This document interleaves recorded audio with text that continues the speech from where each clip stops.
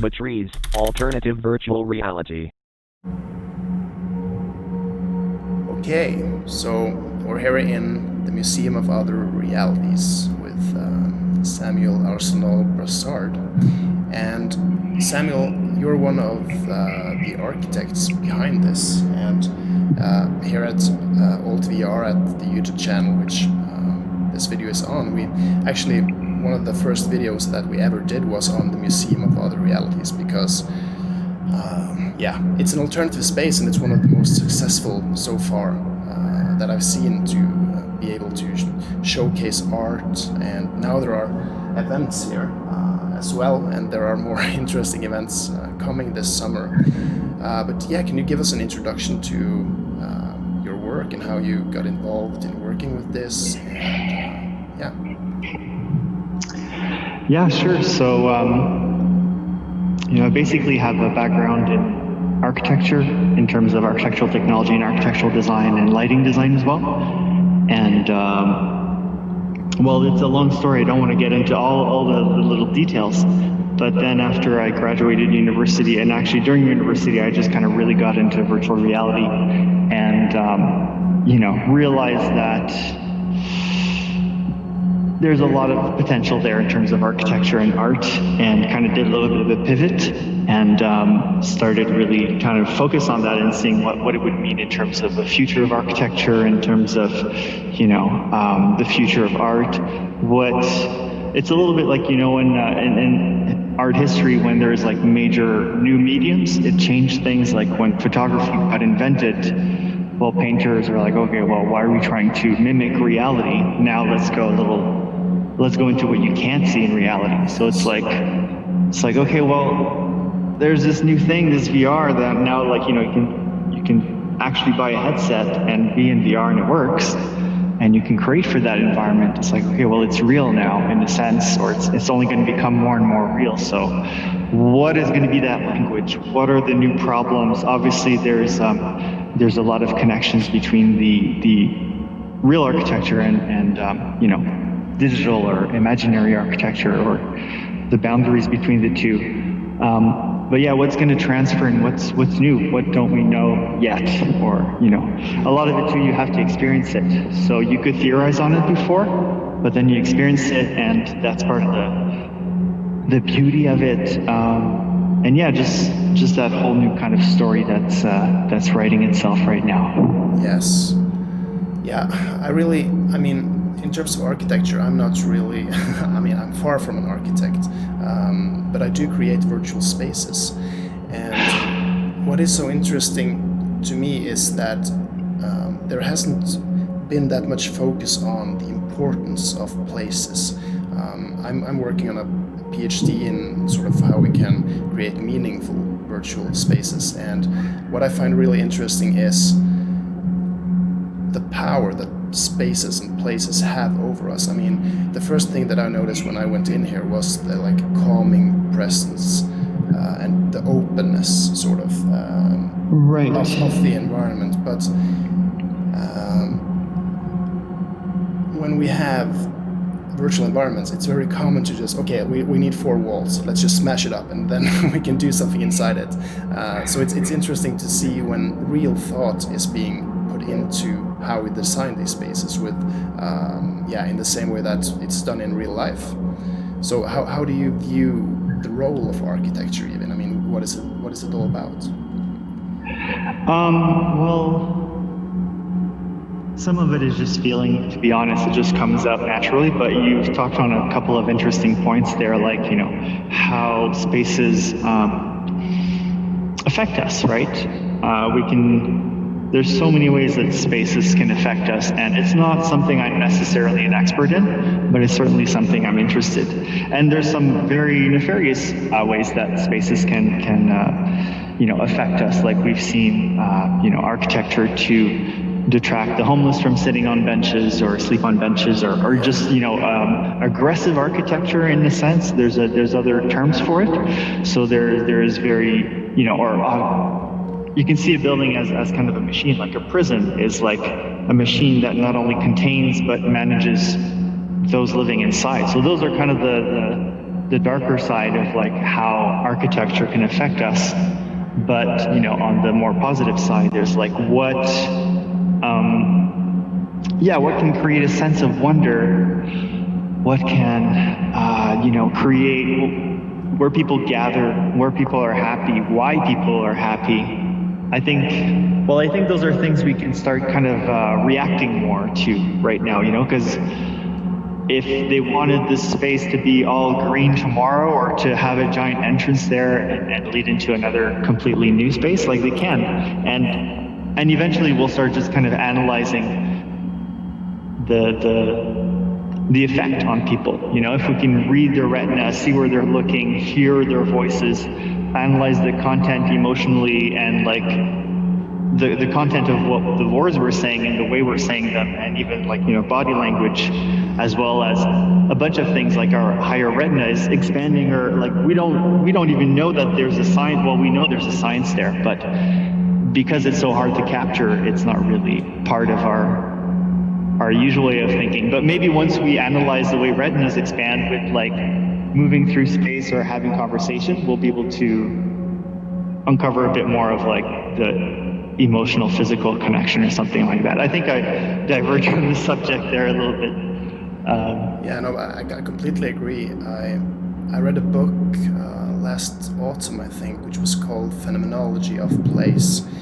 And one of the articles in there was sort of analyzing, or it was a study where people had lived in their homes, but they were now old and had to move to a retirement home, and how this was sort of became like a real identity crisis for these people, because they were used to, we are in many ways externalizing our identity into our surroundings, right? And we imbue these places with moods and the way that we're living, and suddenly sort of being raptured and taken away from the thing which has sort of causing our identity. I mean, places are very powerful in terms of this, and what I really like about VR is that we can experience so many places in the same way that we experience them in real life, and this can also affect us.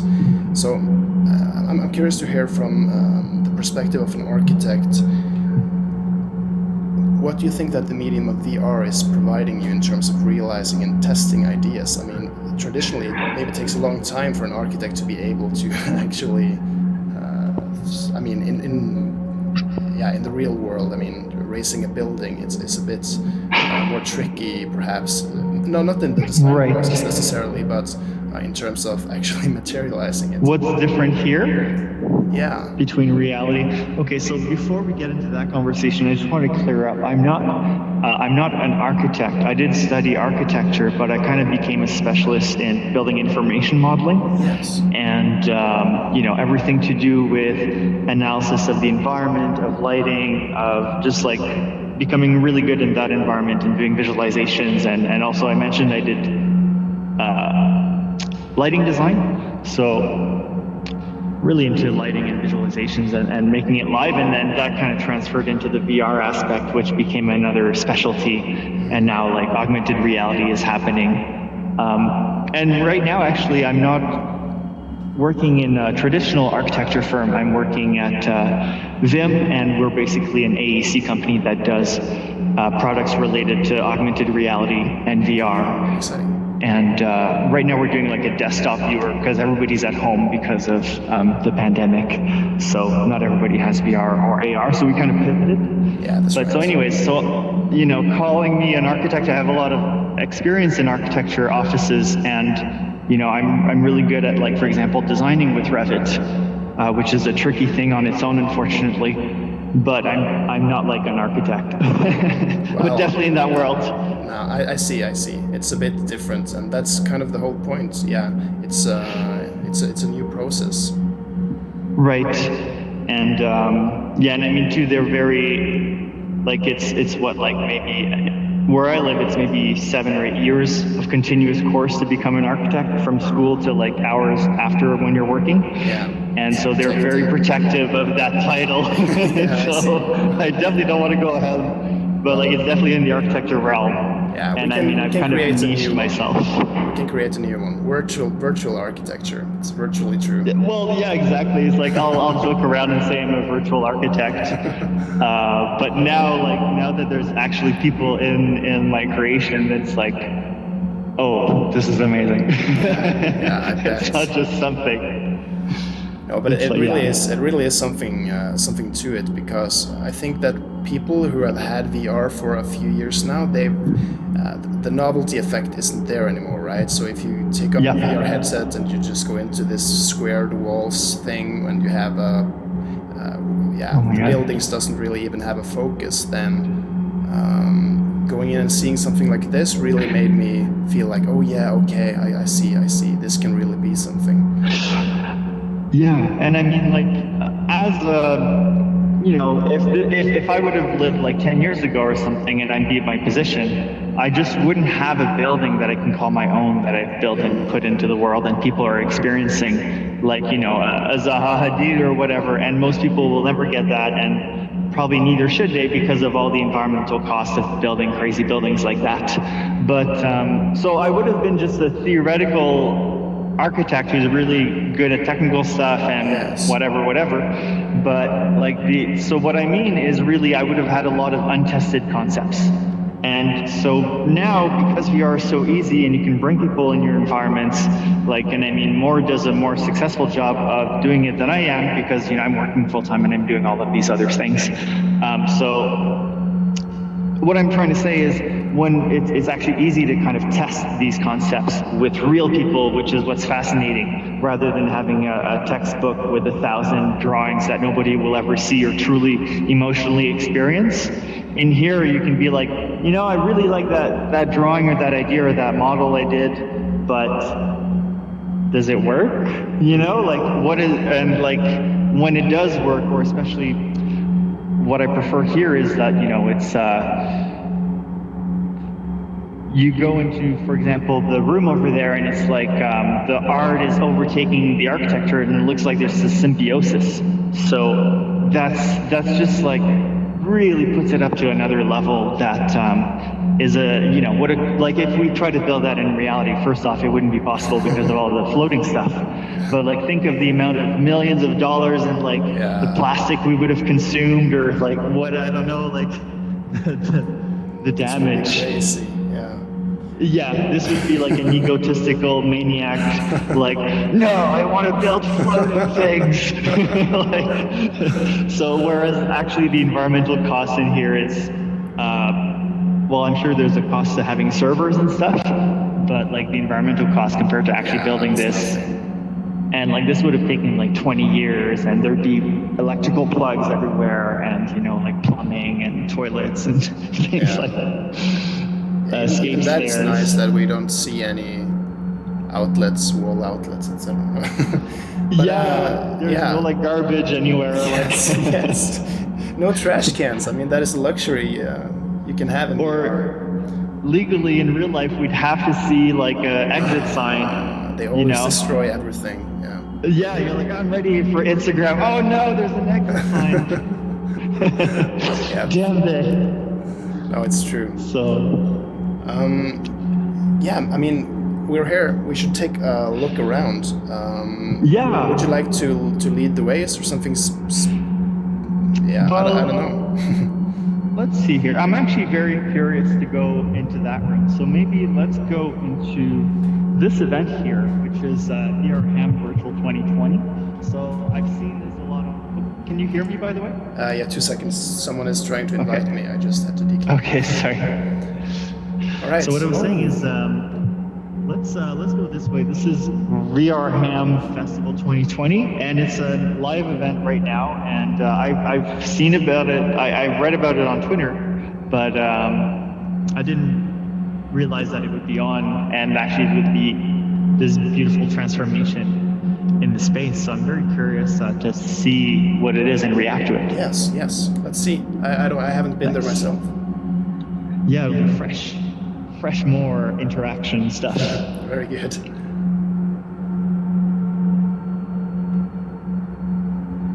So what part of you mentioned you were doing a PhD, right? Yes, that's right. What part of their PhD are you in? Are you like beginning, middle, end, or? I'm towards the end. Okay. So what I'm doing now is more focused on like memory palaces or mind palaces.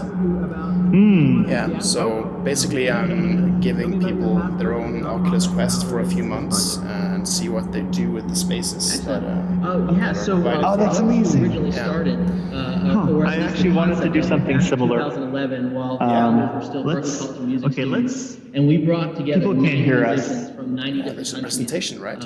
Maybe. Or... Yes. Which wrote a song, which we actually recently shared on our social media, given the situation in the world at the moment. And we literally had countries at war with each other, having citizens of those countries writing that song together. It went viral. It also led us to selling out Symphony Hall and other major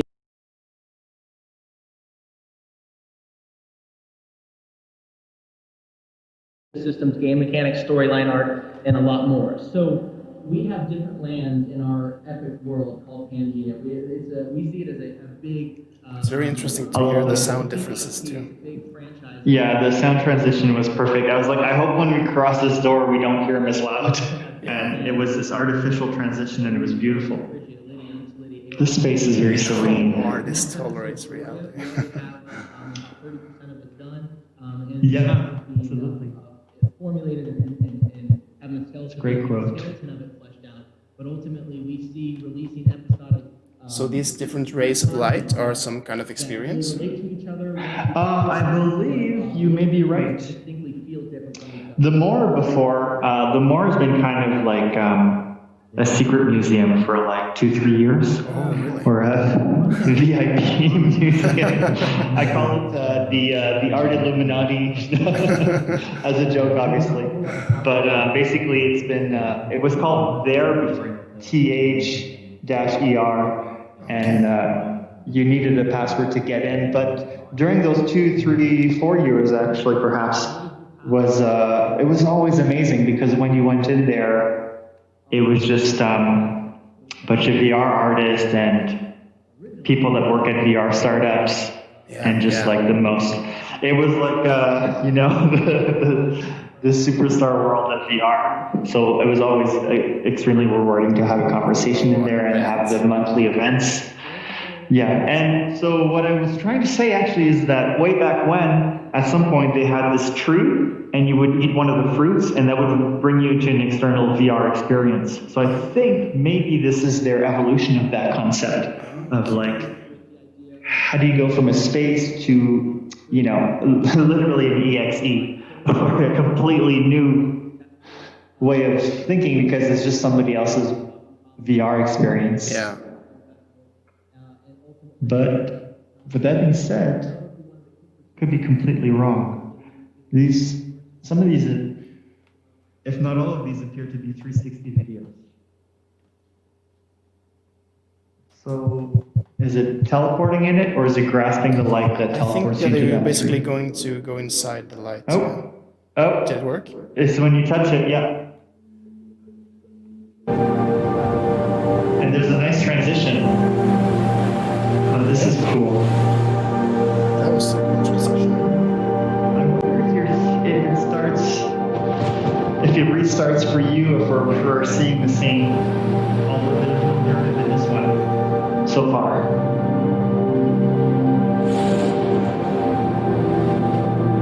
Where am I? Oh my god. Where am I? What is this place? Looks like an ocean to me. What? Who said that? Where are you hiding? Over here. Up front. Look up, look up. Yeah, here I am. Wow.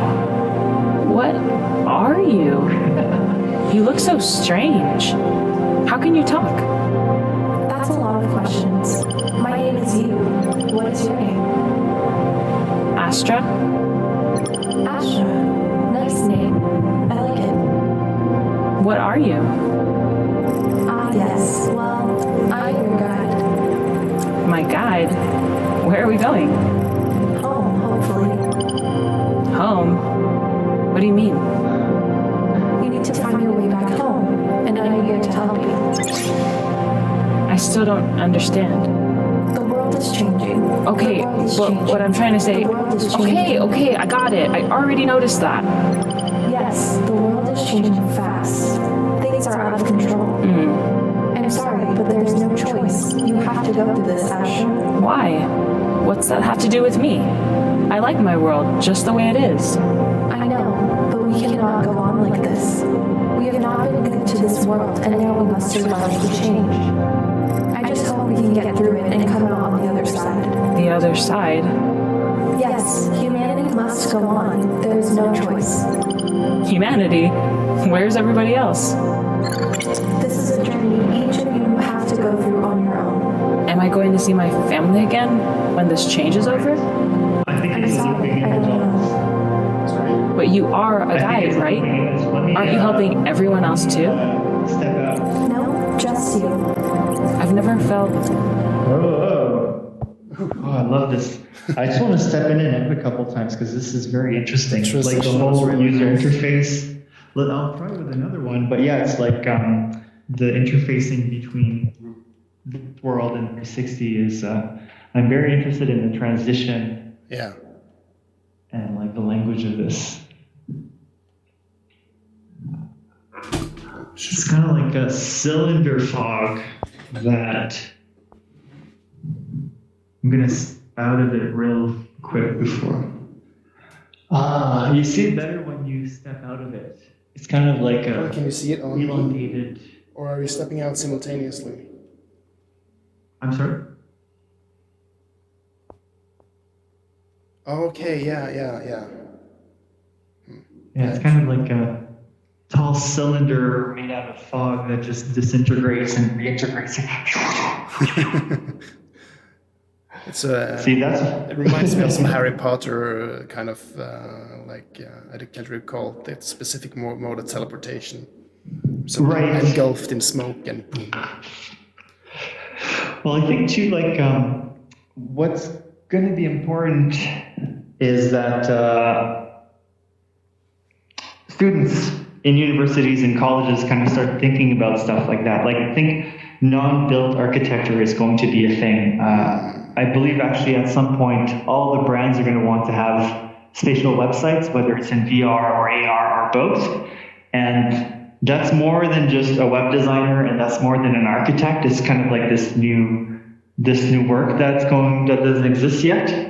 But like for example, if you show this to a student and you show the Museum of Other Realities to a student, you're like, look at the cool teleports, look at the cool mechanisms. For the next 3 months, you have to create your own versions of that. Yes. Like just getting like 100 or 300 people, all like young and thirsty for like innovation and knowledge and just excitement to attack those problems. That's when you're going to really see the ball rolling. Whether it's in VR or not, or AR, and eventually it will be. Just to start thinking about that, because yeah, there's a new job that doesn't quite exist yet of creating these spatial websites, and it's a whole new science. And one of the points I hit in my conversation a week or two ago is that I believe at some point architects are going to they're like, okay, here's your building, and I've built augmented reality layer onto it. And, whether it's a clock, whether it's direction, whether it's, signage, just like part of the package of being an architect is going to be to integrate these modules and build your own and integrate this kind of, these spatial apps almost in your building, in your building. Yeah, of course, So- because that would probably provide a benefit from an AR perspective. That there's already some sort of layout or some sort of meta information on specific parts of the building that can be used for this, or the surfaces, or that's really interesting. Or, for example, historic places, right? The building can become a museum of itself. You can just embed the history into it on the spot with AR, or even, if you're going to demolish part of it, you can 3D scan it and just have it there again in the future. or, before you're going to demolish a whole building, you can 3D scan it, and then you can kind of like, how in Google Maps, how you can parse through time. Probably in a couple, in a utopian world, in a couple of years, we'll be able to parse through architectural time and just see what the history of that space was. Actually, I was taking a walk in the mountains the other day and came across an interesting new concept. Well, it's probably not that new, but I thought maybe you'd be interested in it. So, how do I say it even? Like, it's just how people will use, Twitter. But to bring it, let's say Twitter, but like as an augmented reality experience. So let's say I'm at the top of the mountain, or I'm at this specific area, and I record a video, or, there's a 3D capture of myself or the person or whatever. When you're at that space, you can access it and see kind of like a spatial, I'm sure it's already been done and stuff like that, but just that idea. Or, in, what is it, Donnie Darko, and there's that concept of he's walking through and you see like a trail of him, and some people say that's, like if you thought of your life in a 4D manner, it would just also be kind of like a snake version of you that's like moving through space at all times. So getting a snippet of that snake in space and to be able to access it for like, whether it's historic events or whether it's like, a celebrity that was there that you can kind of still relive like 100 years later, to be like, this thing happened here and I can relive it. And there's all these experiences, and some of them are super, they have, they're like, oh, hi, here's a selfie. And some of them are like, oh my God, like this thing happened here historically, and then I'll be able to access it when I'm back here, or when I'm like parsing land and history through time. So anyways, I was just kind of like, that's a great idea. Ideating that. Yes. We created a prototype when I did my master's with something similar. At least the idea was similar. We called it Spot, but it was basically a place where people could leave notes in space or at certain places. So eventually you would get certain spots where people have sort of created their own meta layer upon that point. But I mean, if you had that for 50 years, think of all the interesting stuff that would be there. It would basically be a sort of time machine where you could go back to that point. Yeah, and I think it's the exact same thing you just said, but with video or 3D capture this was whatever media. Text, photo, spot it up, bro. Yeah.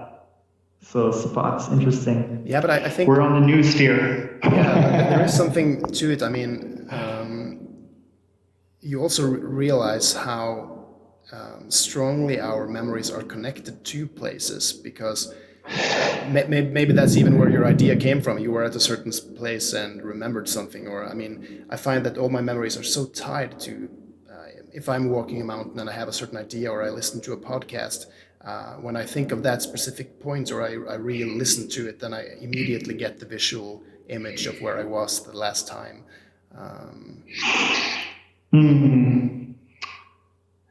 Yeah, memories. I think also memories in space. Yeah. It's also interesting to have memories from VR, because it's the same thing there. Yeah, there's, I've been reading a lot of the Reddit Oculus forums since the beginning, and especially at the beginning, it was more prevalent because everybody was a new user pretty much. There was a lot of talks about derealization, and people being like, I was in the kitchen and I looked at myself and I'm like, am I in VR, or is this real, or vice versa? They were in VR, or there's this one account of somebody that I think they were in a meditation app or something, where you're on an island and they fell asleep in it, and then when they woke up, they still had the mask on, and they're like, I'm on an island, and it took them 30, 45 seconds to be like, oh no, I'm on the couch in VR. Oh, that's super interesting. Yeah. What kind of? I mean, that's one of the sort of primary philosophical questions to ask with VR, is how it will actually change our relationship to reality itself. Because once you have experienced something that can differ from the normal sort of parameters under which reality exists, then maybe you're more flexible to new ideas or interpretations of reality. Well, perhaps actually it's not a wrong interpretation. Like, you know, like you mentioned, you're not coming, but hopefully it's like you're not coming into a box or like, but I don't know, it's like people are doing old stuff, people are doing new stuff, and this new normal this new language is going to become normalized. They're going to reject some of the too crazy and they're going to integrate some of the normal and not, you know, cut it off, and it's going to normalize and keep being alive. And so I don't know, it'll be interesting, because also like I mentioned earlier, when with VR, if you have consent, you can get a lot more data than you can normally do. And I think, you know, there's just this new science of like, it's going to be way easier to read body language. And like for me, a lot of it is just, like, is the person happy? What are the more you could kind of, the more, you know, if you could just map on a map, be like, where are people happy? Where are people congregating? Where are people unhappy? And, you know, is it always when they're looking at you know, this door that they're unhappy or whatever? And what, like, by doing it, you're going to discover the real parameters. Like, those are just I think this is how it's going to work. But by doing it, you'll be like, oh, there's all these subtleties that you have to deal with. And that's part of the excitement and the new knowledge. And just eventually, hopefully in 50 years, you know, they'll just become normal to, or I think too, like this kind of emotional analysis of spaces and people's reaction will just lead to kind of AI architects, especially or AI assisted architects, especially for VR spaces and AR spaces, and potentially too, like for VR spaces, the radical concept of like a space that just keeps adapting to people's reactions in them. You know, that's just kind of like as alive an envelope as the things it contains. And it's just kind of like a moving dream. Wow. So that would be the ultimate utopian VR, AR space. Wow, yes. Dynamic, adaptive spaces. Well, that's interesting. And so it's like, how do you get to something like that? What are the building blocks? What the heck would it look like? You know, and through that, what makes people happy in a sense? And, you know, what is that language? And then there would be a reflection of those discoveries into reality, especially very easily through AR. So, yes, because new languages. Yeah. Go ahead. Do you have any? Have you ever thought of like the use of biometrical sensors? Do you think that this could inform spaces in some way, or do you think that is not an appropriate method of informing user experience? Or what did you call it? Biometrical sensors, like heart rate or electrodermal activity or brain waves, or Well, I know a lab in Montreal where they do that. They basically read people's emotions while they're watching like videos or ads or experiencing spaces in VR, like for should we build this? So I haven't, you know, it's not going to be my path. I'd rather just talk about it, and like I'm going to keep doing my own stuff and keeping those ideas flourishing, but I'm not going to like do it, because that would require somebody to take like, you know, multiple years of their lives to do properly. And I'm not a programmer either, so that's a big one. But anyways, sorry, what was the original question? No, it's just a really interesting idea of how spaces can be personalized, and maybe also the potential challenge of, I mean, this is sort of objective, right? Or it's intersubjective, so it's shared, but how you could still keep an objective space, still keep a shared space, but everyone having their different personal version of it could also be an interesting design problem. And I think, and I think too, like there's just very much this concept again that comes up. At some point I called it like versioned architecture, but really it's maybe more like architecture as software, where it's just like, oh, that didn't work, let's push an update. Whereas in reality, it's like, you know, you're going to build a masterpiece or whatever. Okay, you're in your 40s, 50s, and then it's going to take 7 years of your life, and then it's going to be built maybe in 7, 10, 12 years. And, you know, oh, dang, that didn't work. It's like, and the amount of time that, designers and architects will actually spend, it's not like he's going to spend like 6 months at his building figuring out what worked or didn't work. It's like, I'm working on the next building. I'm just glad I got paid for that and I'm no longer dealing with the contractor or whatever. And I'm just glad the ribbon is cut. So yeah,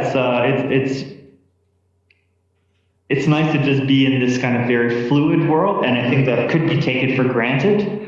And especially when it's easy to bring people in multiplayer, right? Because that's the thing, right? It's like, I can make architecture, I can whatever, Rhino, SketchUp, Revit, ArchiCAD, whatever these people are using. I'm making models, but how do you get 20 people in your model? That's not easy at all. That's right.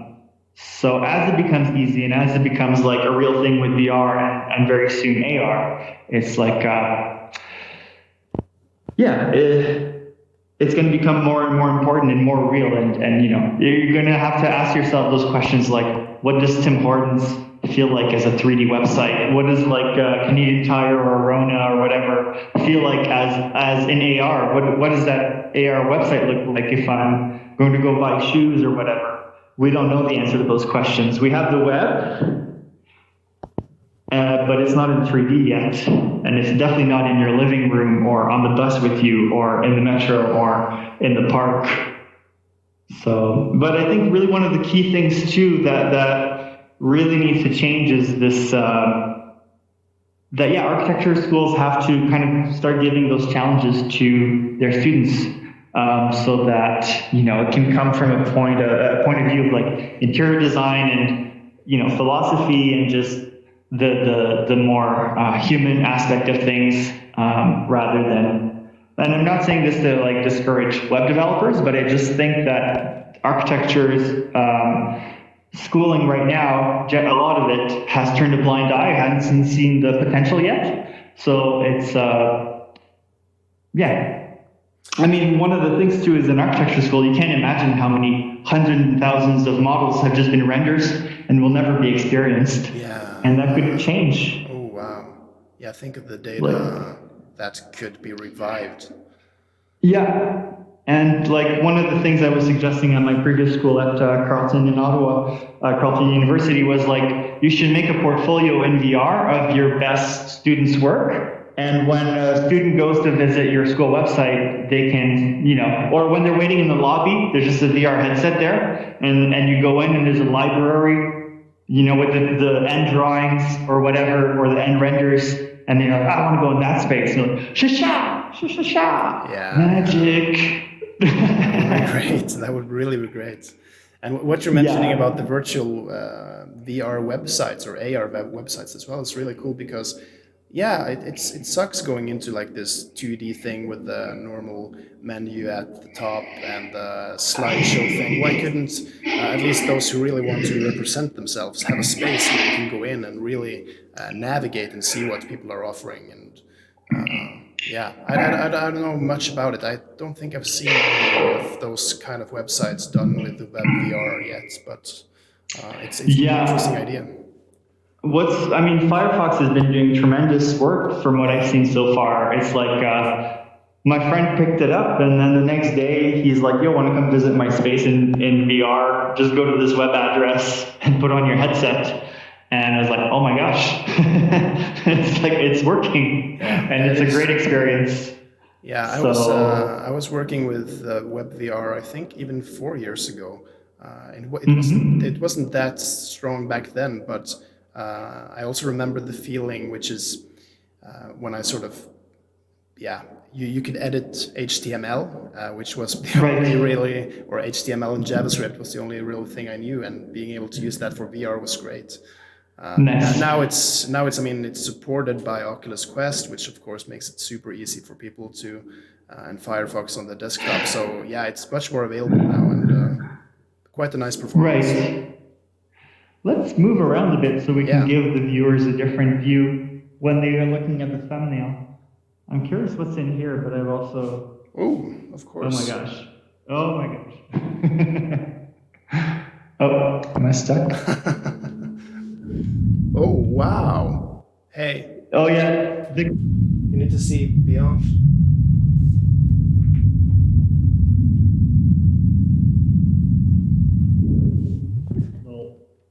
Did you go down inside? Yeah, I went inside. The camera doesn't pick it up, unfortunately. It just goes like black on the 2D. Too bad. Yeah, it's the Kabibo.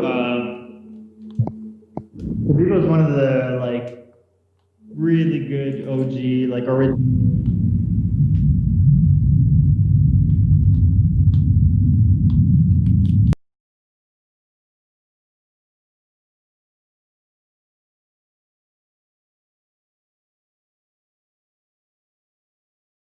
All right. Yeah, let's go somewhere else. Yes, actually, I saw the opening to the next room look absolutely beautiful. Oh, awesome. Kind of classical, but very nice and light. And yeah, well, we'll wait till we're there. So, what do you think about this? These blocks. Oh, they're gorgeous. Oh, there's a VR bar. Oh, this nice. Yeah. So I really love the 3D logo. And this, oh yeah, and you know, it's like they've taken this kind of a dock and extended it into reality, a little bit like the light at the end of the tunnel almost. And there's a kind of an airiness to this dock. There's a lot of light coming in, but at the same time, it's like old school, you know, obviously represents of something in reality. I wonder if in the original venue, it was like this dock here like this, and this is how they set it up. But instead of the dock going to the water, it just goes into infinity. Or actually, it's not infinity. It's just that there's this blinding light at the end. Yeah, it's cool with the open, like the roofs and the sort of rustic. Yeah, and I can see, you know, there like you said, there's kind of this beauty in like going to an old bridge or something, or just like by the docks.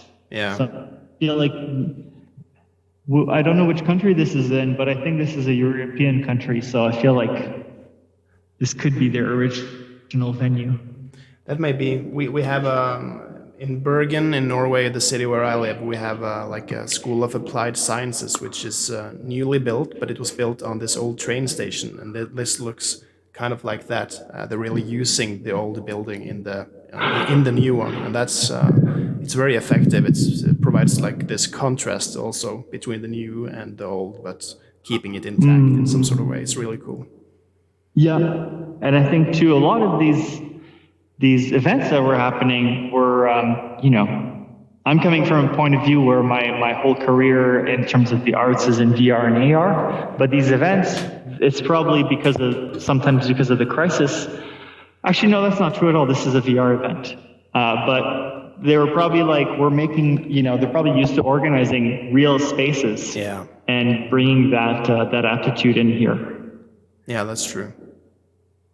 Yeah, and there is something to it. I mean, at least in terms of like Zoom conferences, right? Then you're not, you don't have a shared space. You are at the same time with these people, but you don't have a commonality. And yeah, going to conferences, sometimes it's just that there is this main hall and there are these meeting places. There's a place where you can go at the different times, and yeah, just spatially structuring behavior almost. It is really effective. Yeah, and I mean, I think one thing I mentioned earlier, iterative architecture, and just the fact that you can kind of update it, or it's easier to fail too, right? Or my assumptions often were wrong. Like one of my early VR museums that I did in AltVR at the time, like 3 or 4 years ago, there's these kind of two, not pyramids, but these two kind of towers that are connected by a corridor. And it was pretty dark in there, but very dramatic for the lighting. And then the courtyard around, kind of like a C shape. One building, another building, and then a kind of a C-shaped corridor. But what I discovered when I made it public is that most of the activity was actually in the middle of that, outside, between being framed by the buildings and the C-shaped corridor. So the activity, and even a lot of people didn't realize there was art inside, so the activity wasn't where I thought it would be. It was a completely new discovery. And it was interesting to see where people consistently hung out in the world and the interactions to that. And yeah, it's just like, okay, great, now it didn't work like you thought it did, and you saw new opportunities, and some stuff didn't work. So now, like, do version 1.1, 1.2, 1.3, and just keep reacting to people, making those discoveries and amplifying them. Yes, iterative architecture, of course, that is one of the, I hadn't thought about that at all, but of course you can learn, you can do, I mean, you don't do, of course you probably do prototypes of some sort of buildings, but you can't do prototype of the whole design in experiencing that, yeah. At some point it has to come out, Yeah, right. and so it's also not as stressful because of that, or like, there's been, Kanye updating his album on Spotify once or twice or something. Oh. So it's like, oh, that was not the final product, but it was good enough. And the action itself of versioning is it's almost a statement. Is almost like a process, a different process than obviously what. I guess imagine if you're a young architect in school, if you were going to do traditional buildings, you work on them years and years and years and years, it becomes a contract, it's set in stone, there's all these addendas and extra costs, and that's a huge problem. And then it gets built, and you can't change it, and it's set in stone, and you look forward to the next thing. Whereas maybe the other path is like, you're going to be almost like the webmaster of the VR or AR space, where you're like, keep updating the website, quote unquote, and just keep reacting to people's reaction in your space. And I'm sure a lot of this is going to get, KPI'd or what is it? They're just going to be like, okay, we need to sell more. Let's analyze people. Like, this is going to sell the shoes. Yeah. But there's obviously other key indicators of happiness, and not every website is trying to sell you something directly, at least. Yeah, that's true. So yeah. Yeah, and it's a new. No, please go on. Well, it's just like, if there's one thing that I'd love to influence is to kind of ignite this new this spin in the world of the architecture world. Just like, if students could start doing this, and this would become a new thing. And I've seen a presentation, don't remember which architectural company it was, but it was one of the top 100 huge companies, and they're like, we did a virtual website for a client, and so virtual architecture that doesn't get built is becoming a real service that we have to offer. And there's a few other really great examples actually now, and now it's more and more common of these kind of brand experiences that incorporate architecture, or really a product of like, we need this architecture. Like earlier I mentioned, historical buildings can become museums of themselves. Like, I really think that's an easy way to be like, okay, you know what, I'm not going to be an architect, but this thing is going on, and this is a new career path that brings value, and just can highlight historical places like the corner of a street just as much as the Parliament or something. So yeah, just if there's that little spark, if it can help that little, yo guys, hey, maybe you should try this. Yes, and anyone can get going, right? That's also the beauty of it. I mean, it takes something to own a VR headset, of course, but in comparison, how people now can take their ideas and manifest them as the reality that is sort of around them and experience that. It was something of the most magical thing I discovered, and it was not pretty what I launched myself in. It was just a space, but I had designed it, and now I was sort of standing inside it, and there is a magical feeling there which can provide people and students, like you mentioned, with a lot of experience very early on from a design process. Absolutely. And I mean, right now I know that some of my teachers at Carleton, where I used to go to school, they're like, okay, well, there's a crisis, and a lot of them are maybe not used to working remotely or would have resisted the idea previously.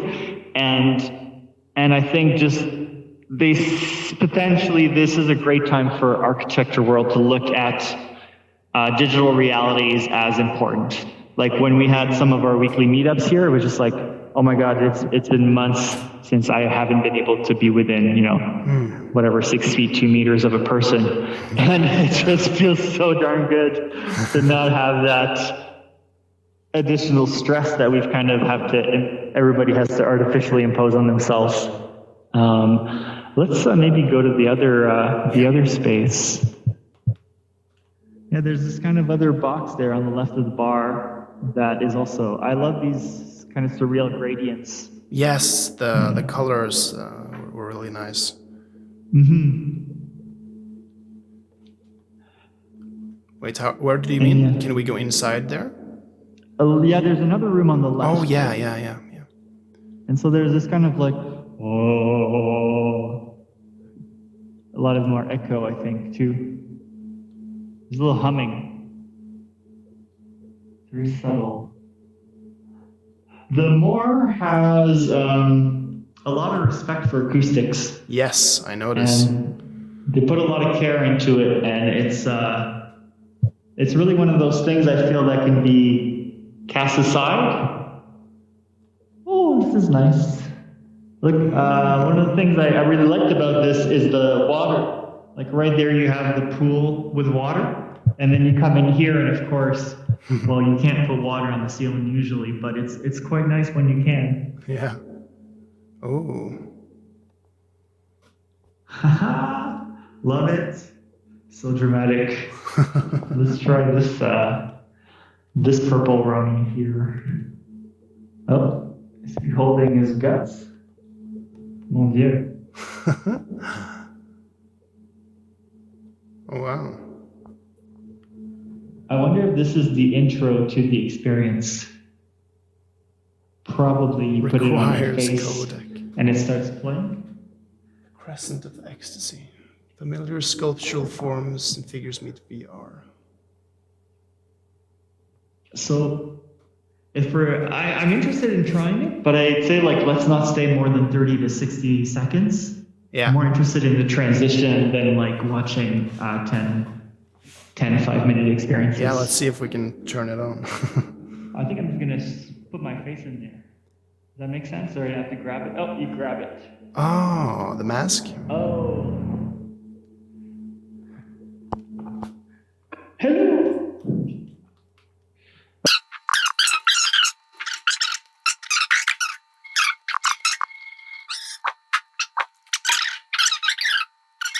Well, this is also quite a special room, actually.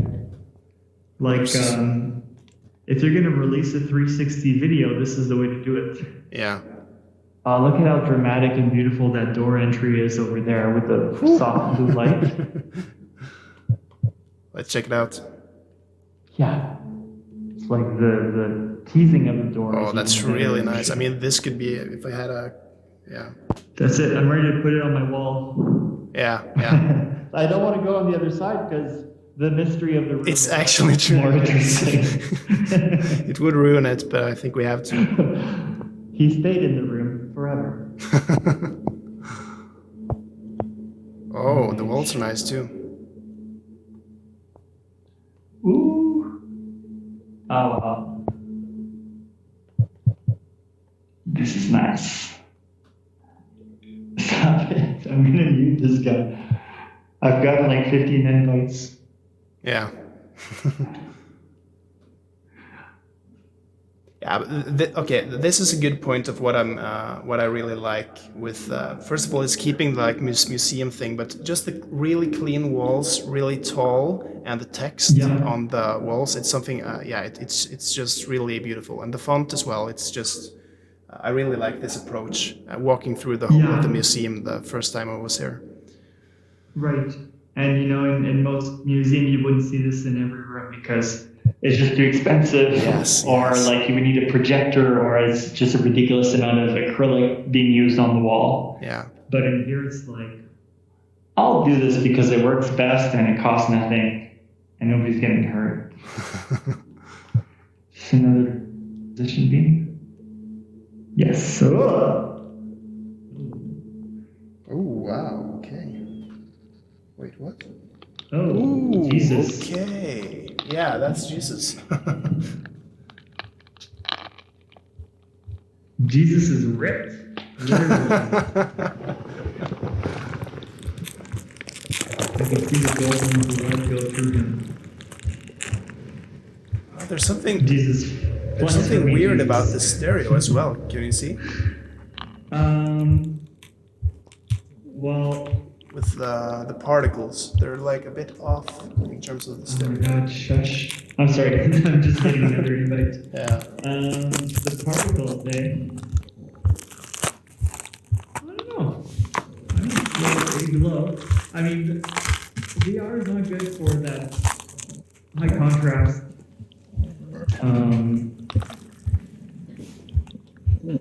Actually, you're right.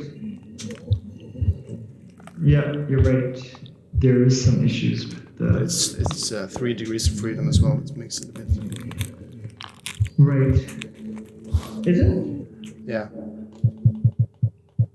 3 degrees. So... That was cool. Yes. I wonder, does anything happen if I touch this? No. And I mean, another thing I've been talking to galleries a lot about is to make their own space where they get clients and show their art. And like the gallery I work with, the Elephant Gallery in Montreal, it's spelled like E-L-L-E, elephant, like a lady elephant. Anyways, she does a lot of digital art. And so, you know, for her to bring her art into, whether it's on your desktop or in VR, is different than for a gallery that just has a bunch of paintings and sculptures. Oh my gosh. Another invite. Because, well, some of them already have photos. Yeah. But maybe they want to bring a frame in. Ooh, this is nice. Wow. But some of them have sculptures. And so I'm talking to like ArtMur in Montreal, like ART-space MUR. And with them, it's like, they're thinking of doing photogrammetry, like taking a bunch of photos to 3D scan their huge sculptures they have and put them in a space where you know, they can meet a client or you can come see their collection, and you know, whether it's just to browse and potentially purchase, or whether it's to say, hey, let's have a meeting in there. So also another very important service I feel that our galleries and a bunch of other retailers are going to want, or could potentially use right now during the crisis. And actually, I mean, there's another things I've done over the years, 3D scanning people, especially in contemporary dance. Like I've done some breakdancing in the past. And so some people from that world, but I just got into, at some point, basically, I've got to connect to in some proper software. And actually it was Point Cloud Pro 2 from Brekel, B-R-E-K-E-L. So anyways, I got this cheap but amazing 3D camera to connect to and the Brekel software. And I was like, okay, well, I can record people, and eventually means that, you know, you can start talking about that new language. What does it mean to have, like, you're not just gonna, yeah, sure, you can just record people and put them in the same settings, or you can record people putting in like surreal 3D environments, play with their scale, make them walk on the ceiling, like, and then eventually I did like a augmented reality fashion show with those same techniques. So I 3D scanned with people. And actually, oh my God, we got to work with this guy called Eric Paret in Montreal. And I was like, yo, I saw your thing on this Facebook volumetric group. Do you think we could do like one 3D scan? Because he had this giant sphere with like, I think it was 240 DSLRs. And he specializes in that. Those are so cool. So it's like, yes! It's like, yeah, come on over. And so he generously allowed us to go there, I think 2 or 3 times, and like, wow, that's nice. Do free, just like la bonté de son cœur, like just from being super nice, just be like. But I mean, you know, the Rosa from Pretend Play, whose fashion this was, like, she is such a magical character. Like, she's just so surreal, and her clothing are so surreal, and just like this crazy energy, right? It's like, oh my God, I'm in the presence of another being right now. So yeah, I forget where I was going with that. Wow. 3D scanning people. Sounds like someone you want to meet. Someone who what? Someone you want to meet, definitely. Yes. So where I was going with that is that, for theater, for performance, for singing, for bands, just very easily, Connect camera is what, like $200, and Brickell is maybe 40 or 60 bucks. So very easily you can say, hey, you know what, we're going to record our band session, we're going to record our music video, I'm going to throw it to this guy who does 3D and he's going to do some renders, or we're going to make it as a VR experience, and then publish that in this kind of new format of like, here, a volumetric music video or performance art, or now it's you could also do something live with multiple people connecting volumetrically with very low budgets generally, at least for recording and publishing. Yeah, there's also a lot of people using the Kinect. Have you tried that? That's also quite low option. I'm not sure how. That's actually what I'm talking about, is the Kinect 2, the version 2. But now there's Kinect Azure. Oh, no worries. But now there's Connect Azure, and actually Connect Azure is even better for that stuff, because Connect Azure is all about the internet. Well, it's better and it's not, because instead of $200, it's like $600 US. But what it is that it's meant to work in a network, and you're basically supposed to put these Connect Azures like in your factory, and then it'll track where all the boxes are and what, like, everything that's happening, and just being like, oh, you're out of mayonnaise, like you better work some mayonnaise, and do that kind of stuff. But with that being said, they're all meant to be like, oh, you're over there, and I'm seeing the other side of the mayonnaise box, so this is where we are in space, and we're looking at the same thing. And then Brickell is like this genius developer who does Brickell Point Cloud. 2 is the one I was using, and then he's doing 3, I believe, and then 3 is just for Azure. And he's like, okay, 4 or 5 cameras, throw it all together, looking at the same space, and then it creates a final mesh that you can export. Because before it's like, that's it. Before it's like, okay, I've got this one thing, there's this kind of clumsy way of connecting them, but then you just get this ugly overlap, and the mesh density wasn't that great, but it was still good enough. So the unfortunate part is you just went from a $300 budget to like, $1,200 or $2,000 or something. Yeah. But I mean, compared to those 240 DSLR cameras, it's still... And absolutely. It's very powerful. And so like, I'm really looking forward to that new wave of like, what does a VR music video look like that's just been filmed in this DIY? Like, okay, we got a 3D camera. We got a 3D environment that we created in VR or in a computer. Like, let's smash it together. And like, it's that same thing, right? Somebody that would do it that way, it's not like they have a construction budget. Their main limit is their own personal effort, or, their creative drive or whatever. So you could really do some amazing stuff with low budgets on that. Just like I've been doing, although I'm never going to be like a music video director. I'm just like, ooh, this is really cool. Yeah. Just having the tools present now, that's great. Mm-hmm. Yeah, and I feel too like probably 98% of artists who are in those fields don't really know that it's happening or that it's possible, under like $10,000 or crazy budgets and huge teams. Yes. Okay, so once again, I'm not going to go in there for a long time, but I would definitely want to see the transition. I think it's always the same cylinder.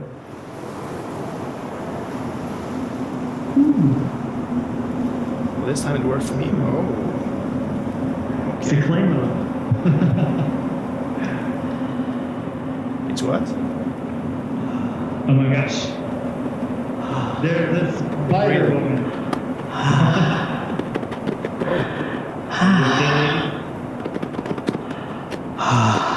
Luckily, not super terrified of spiders. I'm more terrified of motion sickness through artificial camera movement.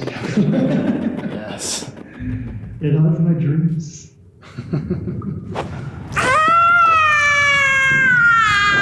You can do it. I believe in you. She's giving birth, right? Yeah. Oh my god. You're gonna be a mother.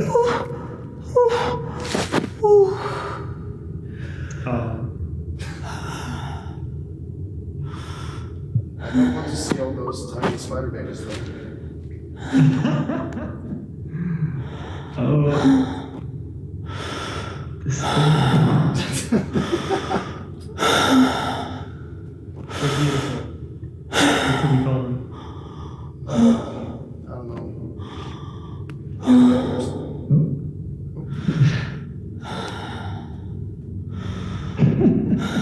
Yeah. Well, that was a surprise.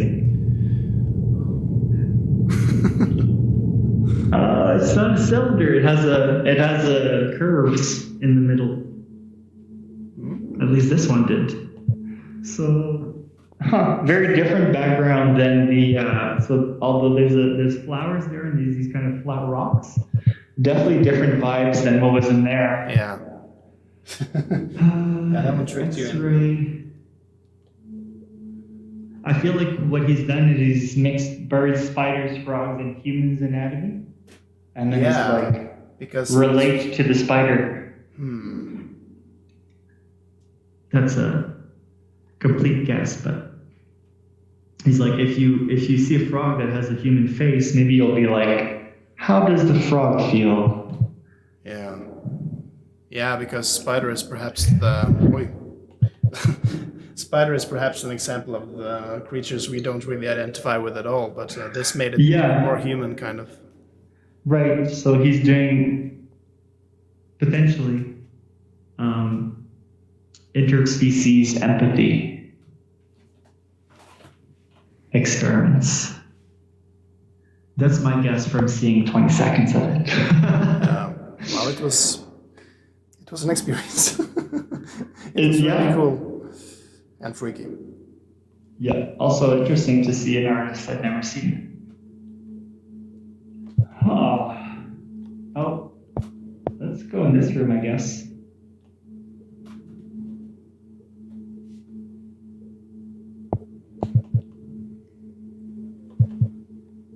Oh, a bit more. You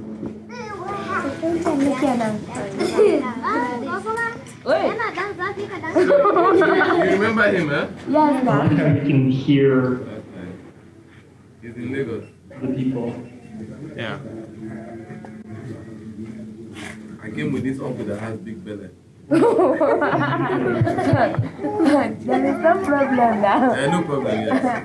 No. Big belly is good. Means he's pregnant with ideas. And then this is anti-biscuit.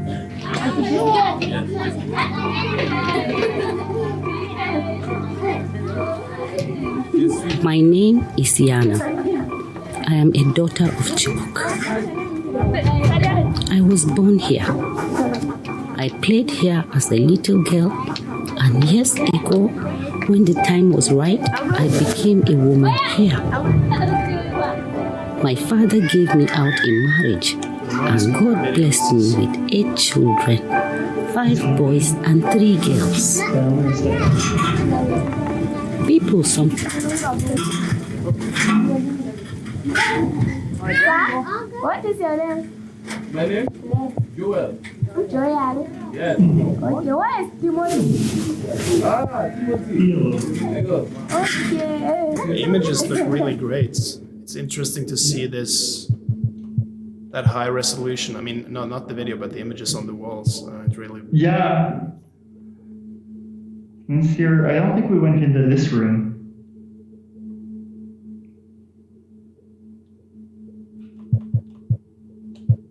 Ooh. Okay.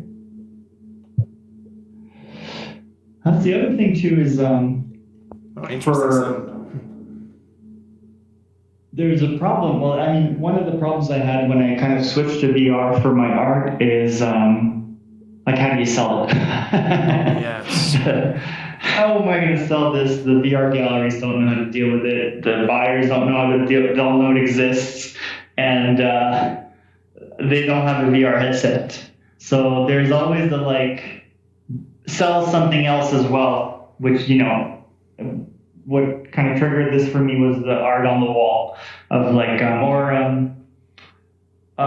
don't remember the name. It's not, there's one, or maybe it's a technique that a lot of land artists have done, but basically they'll be like, okay, do you know what land art is? Sorry? Do you know what land art is? No, I don't think so.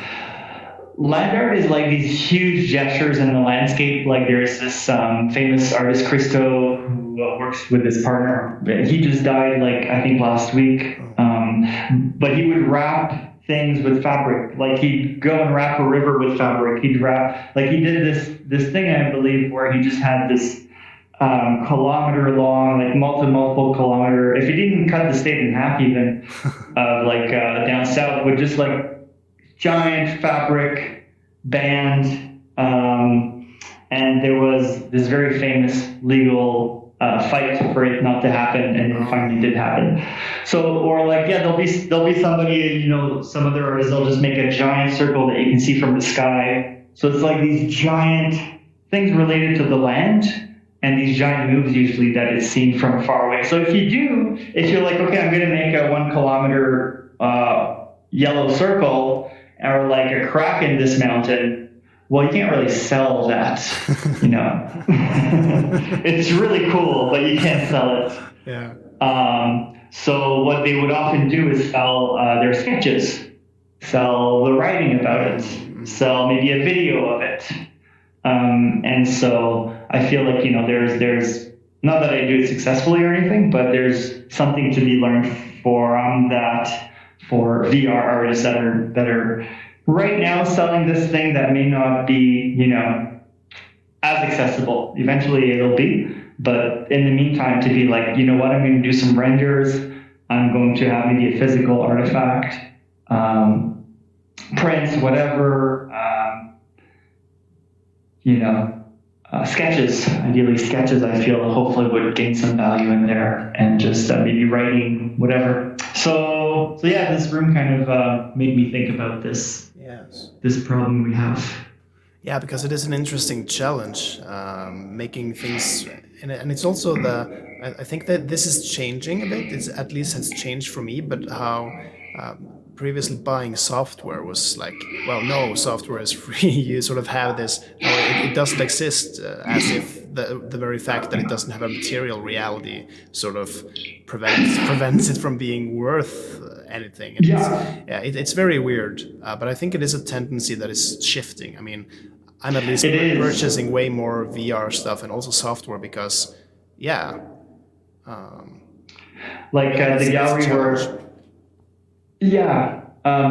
gallery where I'm represented at Elephant Gallery Montreal, she's been getting a lot, like she's a digital art gallery, and I've been working with her. I curated the whole year of VR programming this year, where every month there was a new VR artist.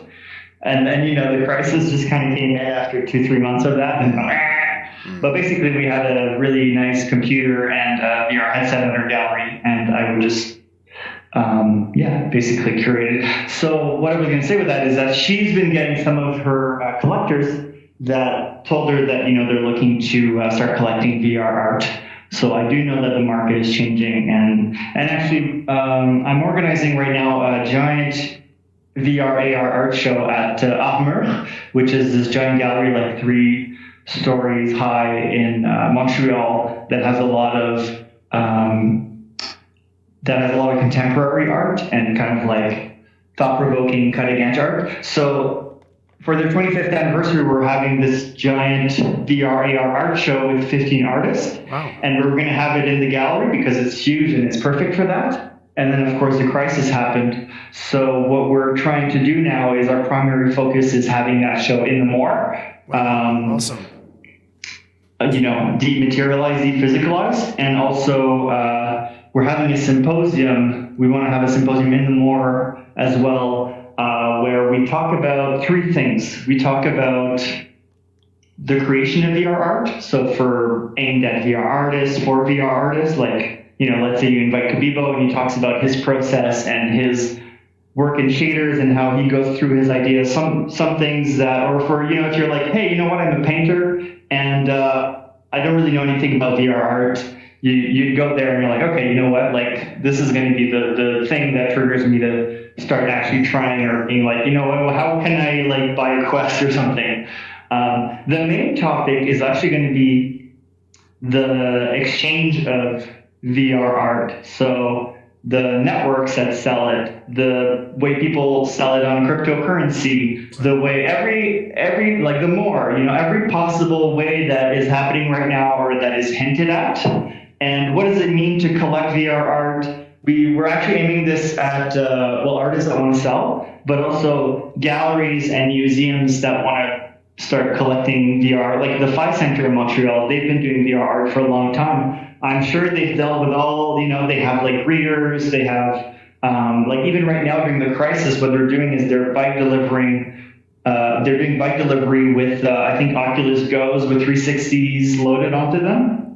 And so, they're always like at the cutting edge, especially of presenting VR art. So like, okay, what are those lessons? And I'm sure there's a bunch of other lessons like non-locally that we can bring in. So that's the kind of core, and it's really meant to accelerate the market in every sense of the way for people to feel comfortable buying, to feel comfortable wanting to exchange this, and to feel comfortable selling, whether it's through somebody else or themselves. So it's really to accelerate, like, as a VR artist, you don't want to deal with that. Like, I don't want to be the one convincing potential clients that VR is a thing. I just want to make VR art. Yeah. So, and if there's nobody that knows about it or feel comfortable buying it, it's like, I just want to do VR art and that's it. And so it's to kind of help that so people can just focus on that. And then the final part is more multidisciplinary. The third part is the final experience of VR. So, and taken from, just from a multidisciplinary approach. So maybe somebody that does psychology instead of art. Maybe somebody that is a doctor, or, that does statistics, or I don't know, like just from a completely different perspective of looking at this and seeing like what, a little bit like the end phenomenology of VR, like how are other people looking at the things they can make people react certain ways and have wonder or be happy or whatever. And so what are those things we can learn from others that are not VR artists and that will help us to make more transformative works of VR art? So that's the giant art show and symposium I'm planning. It's going to be probably in March 2021, I believe, at AltVR in Mont. Organized, actually, it's between AltVR and the Elephant Gallery. We're kind of like working together, and then there's other organizations. It's still in like the grant phase, I believe, but it's been on planning for maybe 4 months or 5 months or more. That sounds really exciting, and also, important, because there are some interesting problems there that needs to be discussed and experienced as well. Wow. Mm-hmm.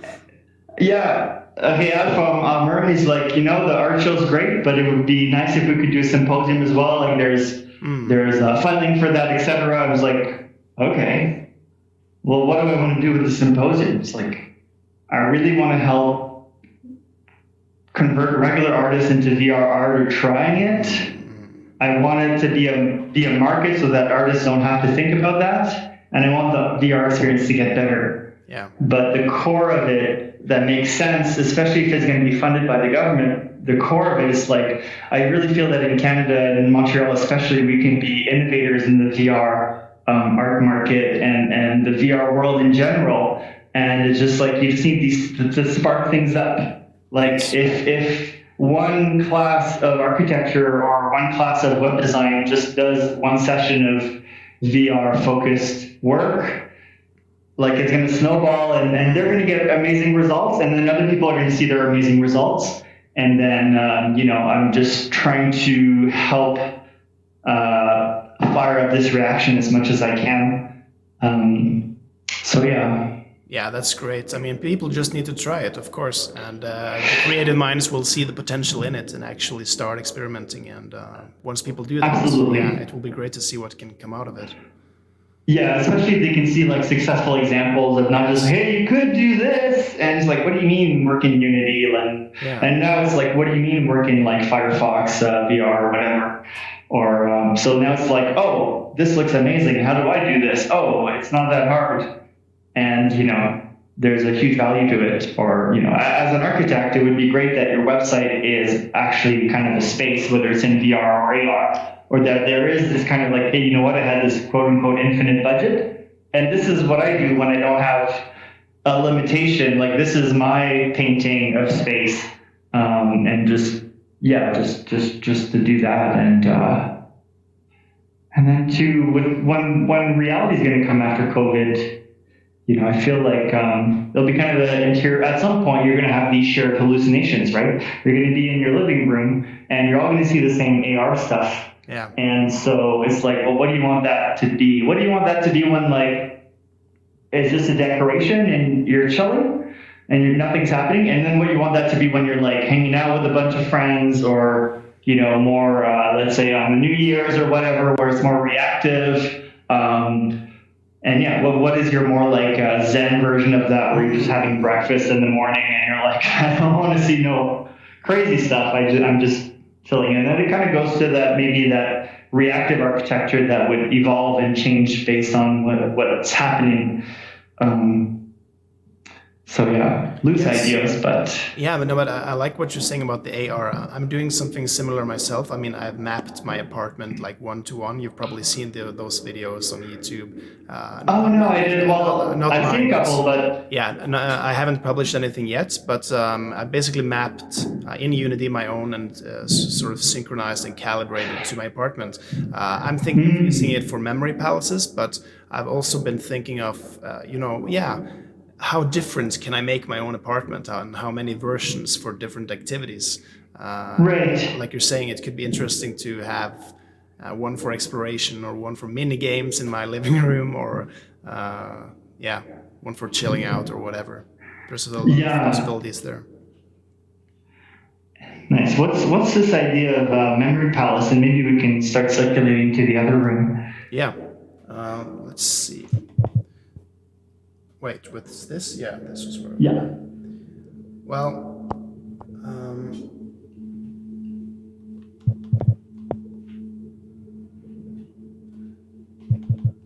the idea of the memory palace would be to just place visual associations to things you wanted to recall at different places in your apartment. But what's nice about the sort of calibrating the virtual environment to your physical environment is that you can walk between rooms. So I have about 5 rooms in total in my apartment at home, and traditionally I can use one of them, but if you map them, you can use all of them, and you can lie down on the couch if you place your virtual couch where your physical one is, etc. So there are some benefits there.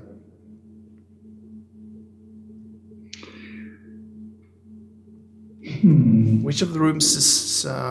we haven't been through this like arch thing, have we? We haven't been through this arch, and I think we haven't been through this room on the left.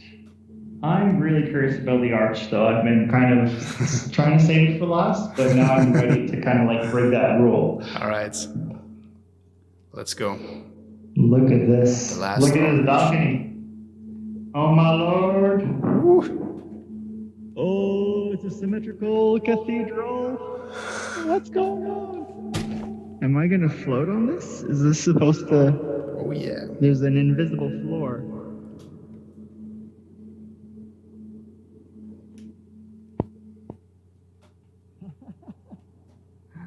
This is interesting, actually. This is nice. I did a piece that this reminds me of. I never really released it, but I showed Robin actually from the Moor, and it was my idea was actually where you're placed in a similar cylinder, but it kind of goes way higher and way lower, and it was actually more about the floor. So the floor is super fine and intertwined and full of holes, and it was more. When I was in architecture school, I did like a moving dance floor, so I've been like thinking about floors for a while. Reactive floors, abnormal floors. So it's like, it's a floor that doesn't feel safe, that you look at it and it's not flat, it's full of holes, it looks brittle. And what does that feel like to not have a surface that's safe? This is like an extremely different version of, well, it's different in two ways. It's not safe, but it's safe. Yeah. It's not safe, but nothing's happening. It looks beautiful, the arch thing from here as well. That's really cool. Yeah. And what are these things? Let's start with... So this talks about how the space really counters gravity and shedding the limits of reality, shedding the limits of physics. Fly. The place for infinite imagination.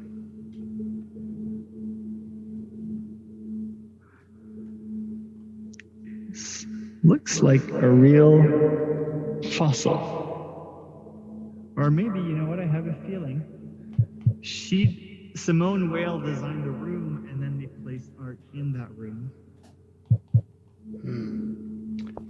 So they are placed in this cathedral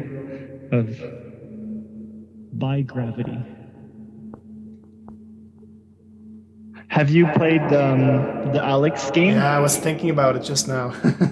Yeah. Oh, that was awesome. There was the crisis, and it was like, oh, you know what? What's great to like change my mind in this complete horror in the, what do they have? I was not a pandemic zone, but you're like, you're in the quarantine zone. It's like, oh, Jesus. No. I know. I'm trying to escape. Yeah, but I mean, when the architecture, the mirroring of at the end, I was so freaked out. I was like, oh, what's going to happen? Oh. I was so happy. I was like, unexpected, beautiful. This is like, yeah, that was great. Yeah, it was. It's such a cinematic game. That's the beauty of it. And masterpiece. Yeah, so there's I'm an going to apple go back here. in not long. If you ever wondered if VR is compatible with Apple, well, you have the answer now. What does it say?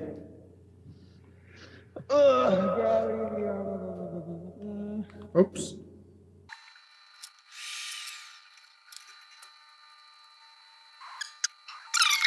Hey. Yeah, I got lost. Oh, hey, Joachim. Oh, hi. Hey, Kent. Hello.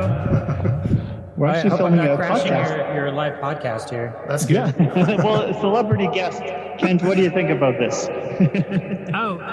I love the space. I was having a little trouble getting into some of these six-stop experiences. They were crashing for me. I got into one of them. But there's something that's either wrong with the transition. I was able to see most of the 360 videos, but transitioning into the six-stop experiences is still either there's something wrong with my machine or there's something wrong with doing it. Right. So. I managed to Joachim get had into an the issue. Apple one. Yeah, no, it was just more that I was. that's where you it were. actually launches a new application in some way. It just took a while. I thought you crashed, and I was about to go to the map. I was like, where is he? I can't see him. It seems like I actually left the application in some sort of way, but I'm not sure entirely where. So it was a 360 or it was like an EXE? Like, was it a real VR? Yeah, it seemed like, I mean, when you go out of one Steam application and you sort of see like the background intermediary thing. So I don't know. I saw two apples and one of them was exit, so I thought, okay, I better go back.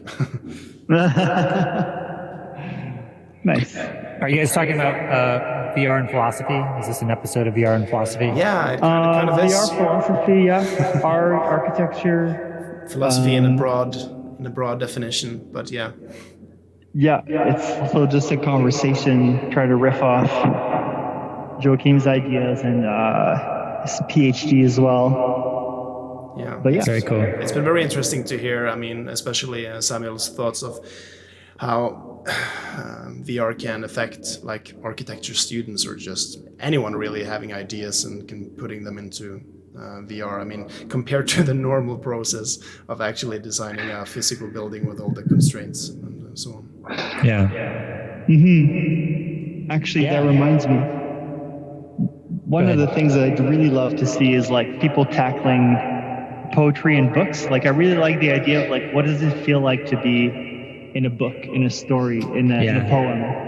Like, what is that? You're not just going to write the words in 3D. It's like you can go way beyond that in transitioning a book or writing into a spatial experience. Yeah, I actually think that poetry is, I thought that something is very similar as well, that there's a piece that was at Sundance this year that was trying to do just a pure translation of literature, and they were kind of reading through it and then having images that were roughly connected to what was being said, but it wasn't like a one-to-one translation. So you're really still having to hear the story through the words, but yeah, trying to actually translate the words into images, I think is something I haven't seen as much, but I think, you know, taking something like the Tao Te Ching as an example of like, how would you do a translation of a sacred text like that using a logo graphic language already? Would there be an easy way to be able to create a similar kind of logographic associative spatial language based upon something like Chinese or Japanese?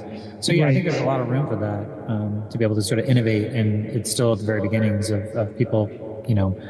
I'm sure there have been some poets that I'm sure that I've talked to some poets, or at least VR creators that have a poetry background. But yeah, I think that thinking about how to use, because poetry is all about metaphor and images and how to combine those into convey meaning. And I think VR as a medium is closer to poetry than probably many of the other types of media that are out there.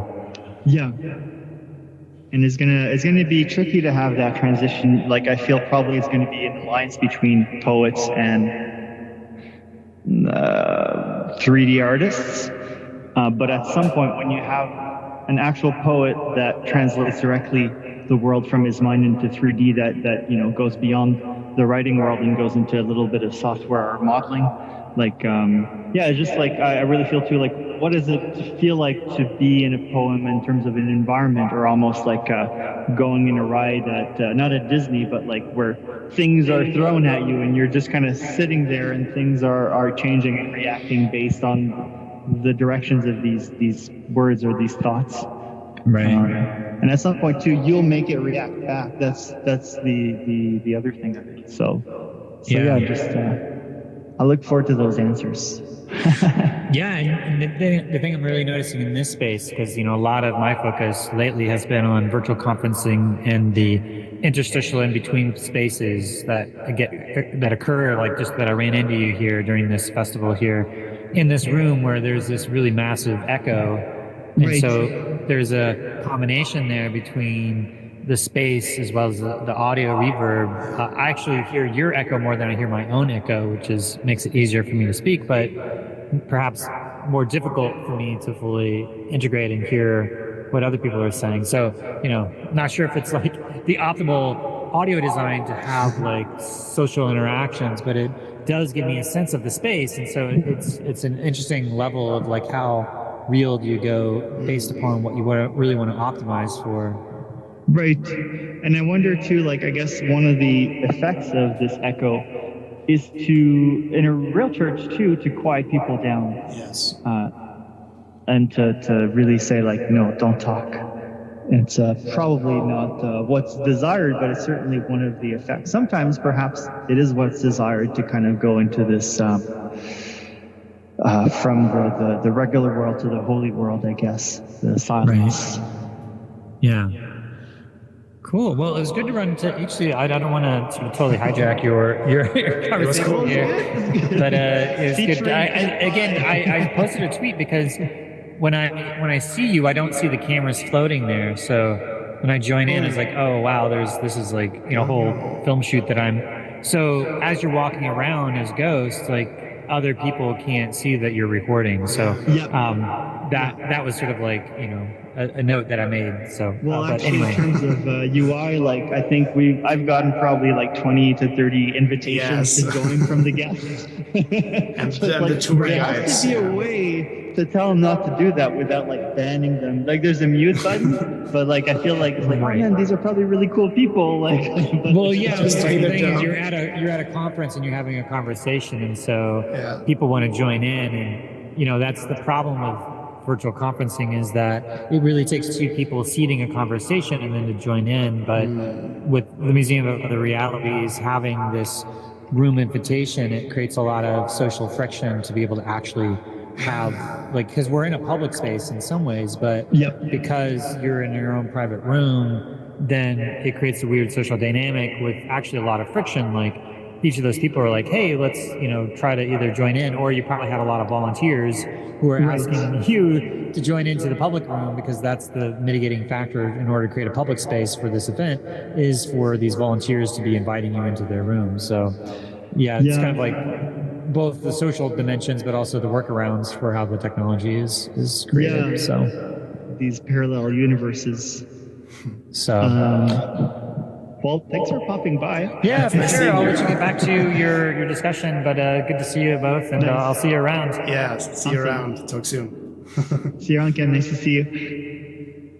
I can also mention that I saw Kent had a video from your sort of tour of... yes, correct. Which is posted, so I'll add a link in the description to those who want to see. Well, actually... you can add a link, and I'll add this note. Basically, Alex Bowles, I don't know how to say his last name.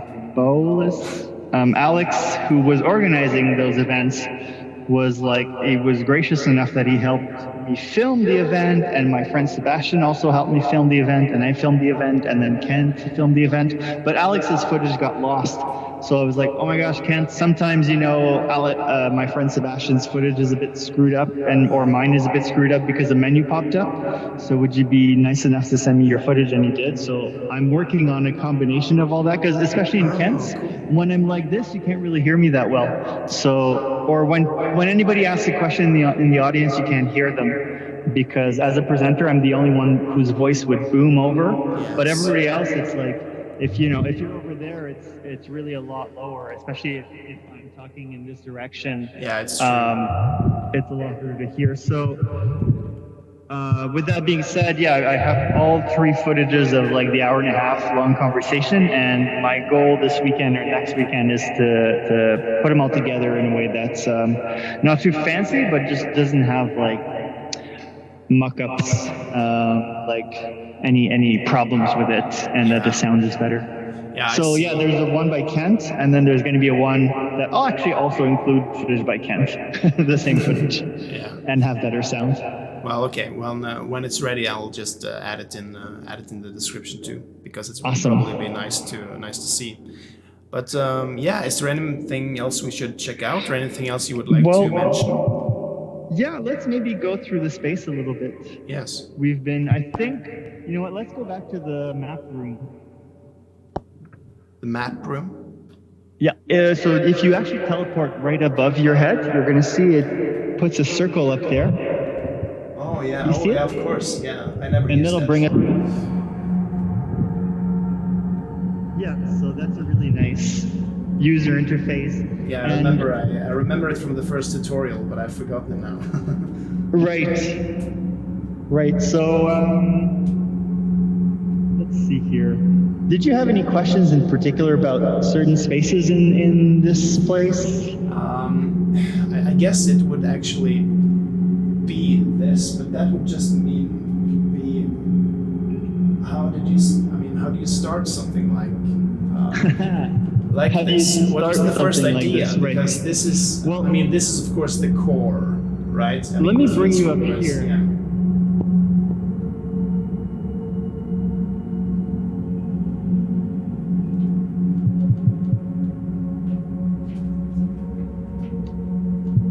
So this is how you arrive.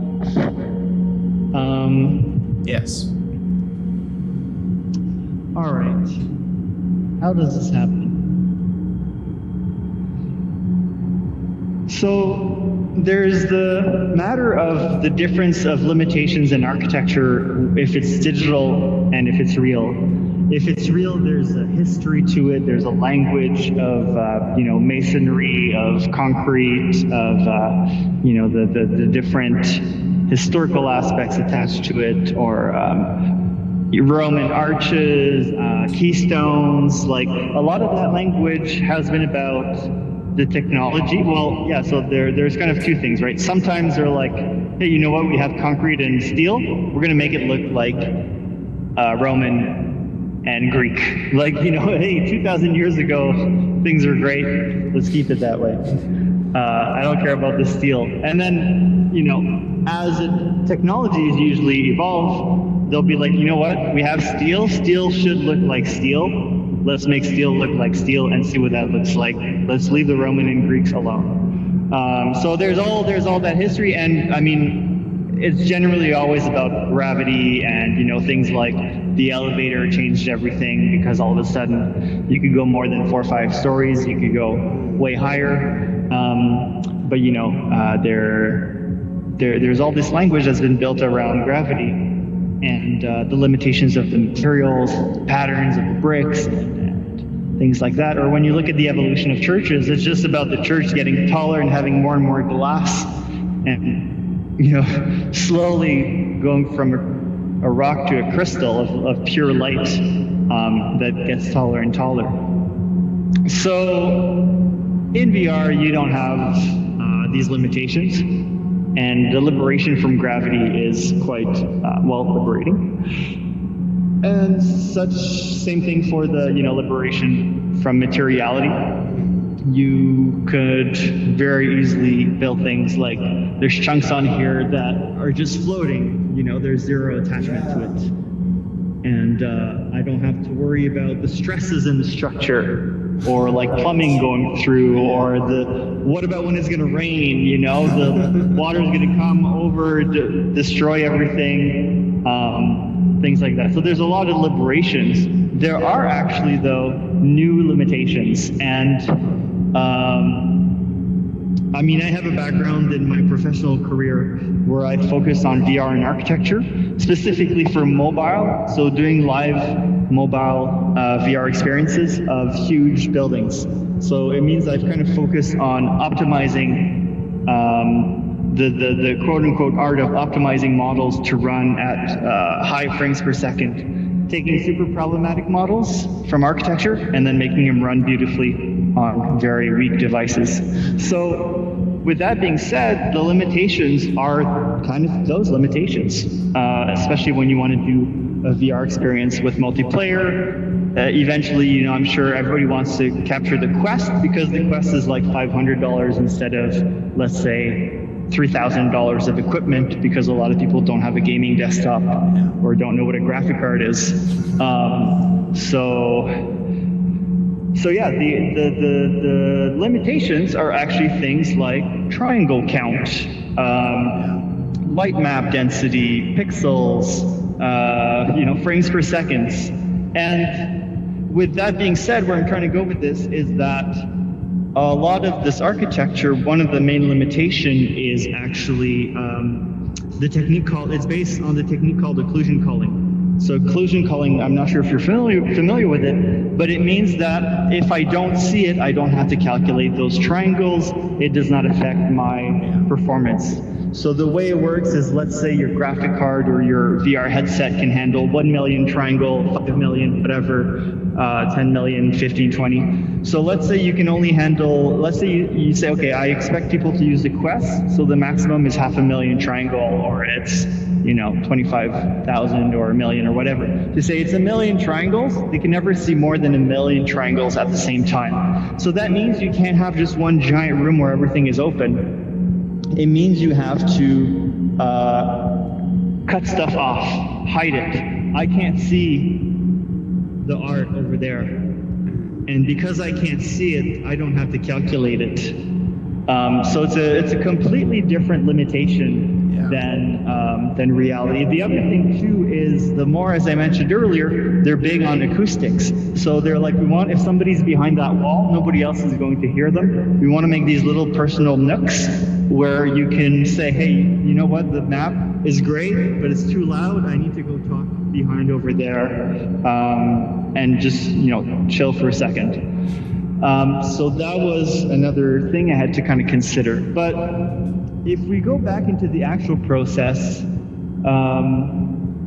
well, before in the older version of the Moor, it was kind of like a honeycomb shape almost. A room was kind of like a hexagon or whatever, and then it would connect with the door to the other hexagon, and that was that. And there was some nice refinement, but it wasn't anything this organic. So the first thing I did when I started working with the Moor is I said, okay, let's design a bunch of rooms based on indirect lighting from the sun, and to do cool light patterns and stuff. And after the rooms, we'll develop corridors and entries from room to room, and then that way you can have more of a system that, is not something static that you have to break right away. It's more like pieces of a puzzle that you can put together how you want it. So we did that, and it was very iterative, and I'd send them like EXEs that they could test in VR.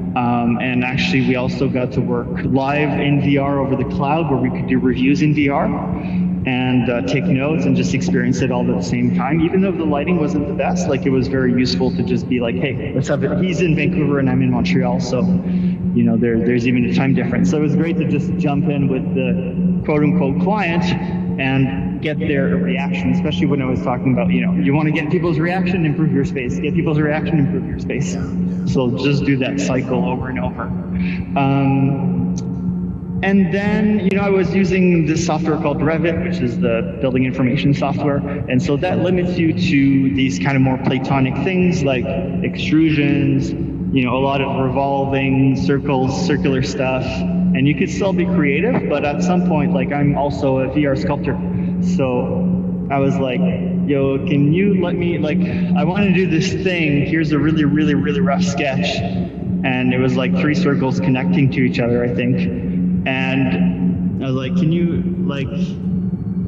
I was paid by the hour basically as a consultant. So I was like, do you trust me in doing this? I'm just going to do this thing that I don't know how to describe that, is not typical.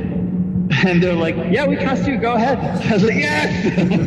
I love these guys. So, probably for 6, 7, 8 hours, I did this thing, and then it was really a sculpture, and it was all about, there's this kind of explosion there. Like when I was talking about churches earlier, kind of getting taller and taller and more glass. It's at this point, it's beyond that, where it's literally exploded into movement and freedom and liberation from the gravity it's been fighting over and over. And I mean, the goal generally in a church is to make it ethereal and to bring in color and lighting and make it look like there's nothing there. There's still a bunch of symbols and stuff there, but the light is supposed to be kind of the main thing. So I felt like this was the thing. So I was like, okay, I want you to arrive from this explosion, and that the thing in front of you is this other explosion that drives you towards it. So there's this woof, and then there's woof. And so light comes in, and you can kind of align yourself with that. And then there's also these kind of 3 decision points over there. You can keep going forward, you can go down to this kind of discussion space, and then there's a completely different kind of courtyard over there with a very meditative under room that's semi-secret and just kind of monastic almost meditative room. And when I gave that model, they really loved it. And then they're like, okay, occlusion culling, we're going to need to, we want to put some art, but you can't see it all. Close it up a bit. And so I didn't want to just put curvy walls and regular walls. So I just really made we can kind of look at them. Some of it is about, the walls wrapping on itself or becoming the floor. And the other thing too is, I should mention, is Robin, the co-founder for the Moor, is also an industrial designer. And so he sculpts in 3D. And so what happened is I gave him really what was an artistic sculpture that had maybe 5 to 10 times more detail than this. And all the walls were not calculated. And he remodeled it in a way that the walls have a consistent thickness. And so he reinterpreted it to a certain degree. It's almost like in the real world, there's a concept from the architect, and then the contractor actually does it. And there's a difference between the concept and the contractor, like different degrees, of course. So it's like, I always thought like, oh, it's funny in VR there's no contractors, but there is, and I don't say that in a mean way or in a bad way, because like, you know, the original piece would not have looked as nice if it had to be decimated rather than rebuilt by a very talented person. And also, you know, like, it's probably Robin that's designing these extensions. So it's like, I can't be the one going back in there. Like, it's his baby. Yeah. So he's taken the stuff and the inspiration and the concepts, and he's transformed it and then wrapped it into a real functional business, machine, gallery, art space that like he can extend whenever he wants, but he still has that kind of magic. So, and I mean, like, yeah, he's obviously capable of creating his own magic as well. Like, yeah, the amount of innovation in this space is just so awe-inspiring. So there's these kind of, well, I mean, there's the kind of entrance, right? And the entrance kind of relates to this idea of, it didn't exactly work like that, but relates to this hinting towards this direction, this opening. And then obviously the map space, well, it's not really an event right now, but the map space is crucial and is a major success. Like, often during an event, there'll be 15 people here and 5 people in the gallery. Like, people stay here so much. And so that's really, for me, that's one of the biggest signs of success of this lobby.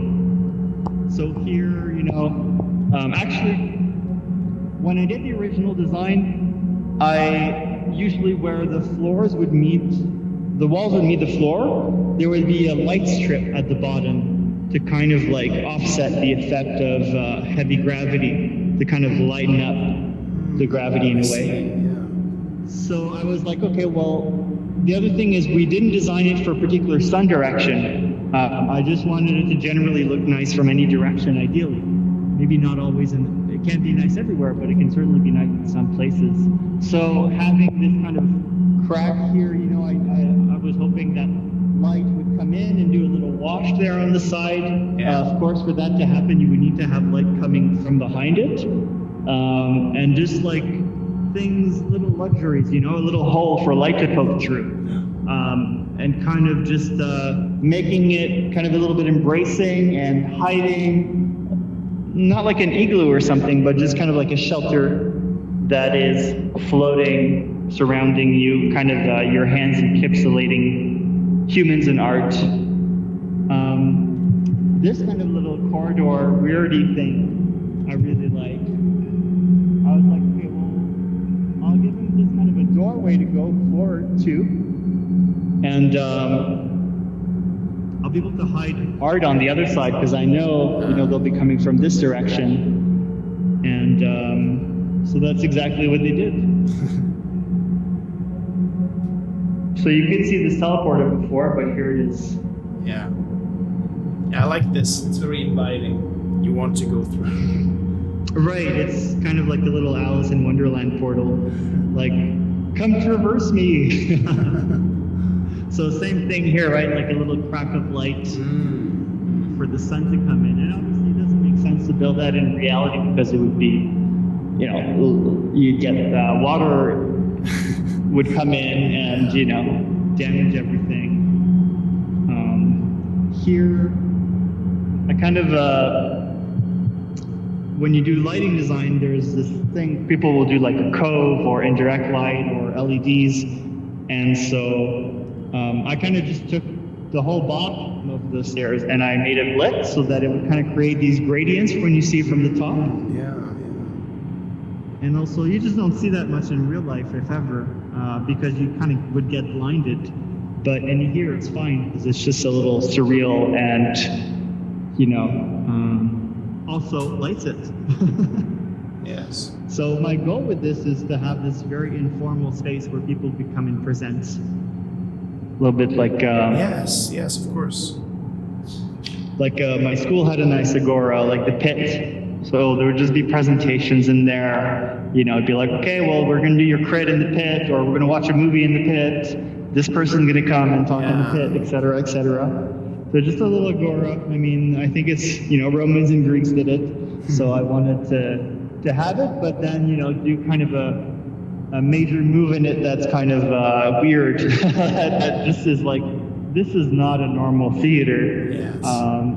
Almost reminding you of a tree or roots kind of crashing right in the middle. But it's like, you know what? We don't have to pay millions of dollars per square foot or whatever. We're now building in New York. Like, let's just use the beauty of not having those limitations, and like, who cares? Like, who cares if we lose 20% of the space? Yeah, we're not actually paying for it. Of course. So it's just kind of like, well, I got this crazy luxury, so I'm going to use it and do something that people don't do because it's not logical usually. Yeah, I think it looks really cool. Thank you. Yeah, it's like these spaces. Like, there are some of the ones that are the closest to my original concepts. Yeah. So I'm very happy that it's kind of the core of when you arrive and what you experience.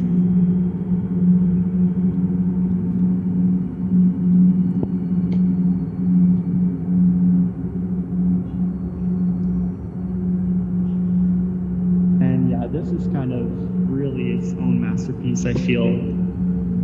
Have you seen it before? Yes. I was wondering, the hole in the floor that's over there, is that sort of... The hole? Yeah, I mean, when you can sort of enter down... when you go down and there's another hole to the rest of the museum, yeah. That's cool. That is Robin that integrated that. Because it's interesting, because there is the artworks and there is where it's being displayed, but in the case of this thing over here, it's sort of really merging. You don't know what is the artwork and what is the... Absolutely. Yeah, and that's amazing. Absolutely.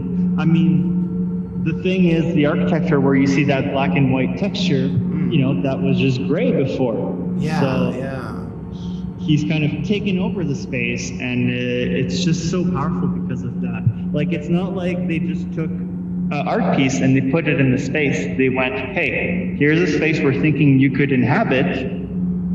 Do you want to react to it? Please react to it. Yeah. And here it is. And so that is just wonderful. And just is actually, it was kind of uninspected because I did, from me, and anyways, I did basically a handoff. Maybe, I worked on the Museum of Other Realities with them for 3-4 months or something, and then there were versions, and I'd send them and we'd talk about revisions, and then at some point it was like, okay, this is it. We're gonna take the model, thank you very much, and don't talk about it until it's released. So I was like, my baby go.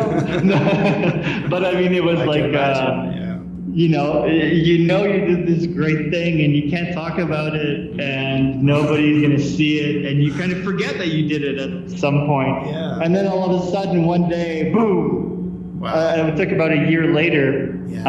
And not only boom, but like boom amplified. Yes. The initial shock was that it wasn't the original geometry. And then, it was like, oh my God, but they've done it so... Like they've also so well, and they've really also democratized it by optimizing it. You can have more people. They've done such an amazing job at making this a great space. And in a dream world, I would kind of be doing this, and I wouldn't be working in well, no, that's not true. I was going to say I wouldn't be working in an architecture office, and actually I kind of pretty much have my dream job right now. But, it's like in another reality I'd be working on this. But when I see what they're doing and that it's better than my own ideas and that, it goes beyond it, I just don't have regrets of not being the one doing this, because they're doing such an amazing job. it's also really cool how they're sort of keeping the place alive. I mean, with events, etc. That's really important because That's it. Yeah. I think that's. And they have their networks too that are very lively. You know, like I'm not the most social guy, so like I can't. I'm not going to go out there and do all that networking. And yeah, they're connecting to the right people. They've got the right like business skills and things like that. So they're just handling it beautifully. And the way, like you said, the way it's evolving with spaces. And like I mentioned earlier, like I'm probably going to be setting up a giant VR AR art show in here with the symposium. So it's like, if they weren't doing this, I'd have to worry about doing the space where I can have the symposium, and it wouldn't happen. So it's like, yes, they're in charge of it. They're doing amazing. Yeah. They're doing better than I could have. So that's perfect. Yeah, it's really cool. And I'll also add a link in the description to this sort of the event pages, because I think there's at least one monthly meetup. Right. There. Is that right? Yeah. And actually, I think that was just for last month. Okay.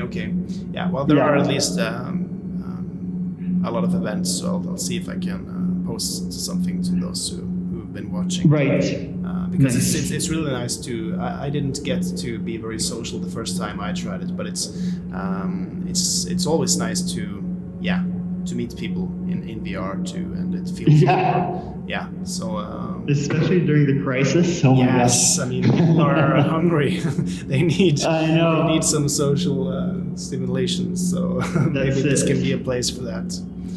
That's it, absolutely. It's like, I love that meetup just popped up naturally. It's like, hey, this is a great thing. I was feeling down from the crisis, and then I went in there and spoke to my friends, and more people should do this. Yes.